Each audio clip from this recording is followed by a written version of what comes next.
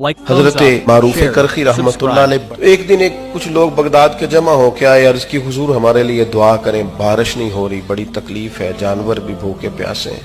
حضرت معروف کرخی رحمۃ اللہ علیہ فرمانے لگے، یہ میری خانقاہ کے بالکل سامنے ایک کریانے والا ہے، اس سے دعا کراؤ۔ وہ کہتے ہیں اس کے پاس چلے گئے اور جا کے اس سے کہا کہ دعا کر دیں، تو وہ کہنے لگا میں دعا کروں گا، میرے اور تمہارے مشترکہ شیخ ہیں، حضرت سے دعا کرائے۔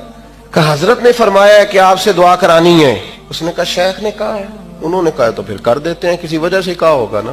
سیدھے سادے دو جملے کہا، اے اللہ تیرے بندے آئے ہیں، تیرے بندے نے بھیجے ہیں، کہتے ہیں تو دعا کر دے، میں تیری بارگاہ میں عرض گزار ہوں، اپنے بندوں کی قحط سالی ختم فرما۔ کہتے ہیں پوری طرح ابھی دعا ختم نہیں ہوئی تھی کہ کالی گھٹائیں چھا گئیں، زور کمی برسا۔ لوگ حضرت معروف کرخی کی خدمت میں گئے، کہا حضرت ہمیں بھی اس بندے کے بارے میں کچھ بتائیں، ماجرا کیا ہے؟ کبھی نہیں دیکھا ہم نے کہ بہت دیر تک تسبیحات پڑھتا ہو، کبھی نہیں دیکھا ہم نے کہ رات کو تہجد میں اٹھ کے آتا ہو، ہمارے ساتھ کاروبار کرتا ہے، تجارت کرتا ہے، پر معاملہ کیا ہے؟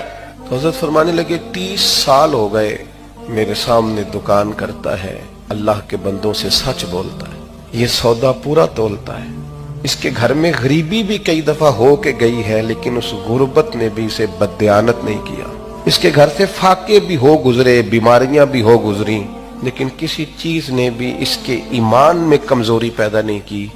مجھے بتاؤ جو 30 سال سے رب کی بات مان رہا ہے، وہ جب ہاتھ اٹھائے گا تو اللہ اس کی دعا قبول نہیں فرمائے گا۔